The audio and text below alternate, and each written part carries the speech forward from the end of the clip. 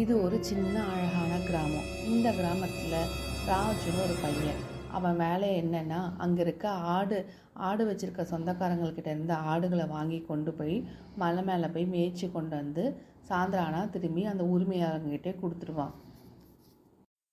ராஜு சின்ன பையன்றதுனால அவனுக்கு மரியாதையாக எப்படி பெரியவங்க கிட்ட பேசணுன்றதே தெரியாது. இருந்தாலும் அவனோட வாழ்க்கை நல்லா இருக்கணும், அவனுக்குன்னு ஒரு வருமானம் வேணுன்றதுனால அங்கே இருக்க மக்கள் அவங்கிட்ட அவங்களுடைய ஆடுகளாக ஒப்படைச்சி அவனை தினமும் மேய்க்கிறதுக்கும் அனுமதிச்சாங்க. அந்த அழகான காடுங்களில் ராஜு டெய்லி ஆடுகளை மேய்ச்சிட்டு இருந்தான்.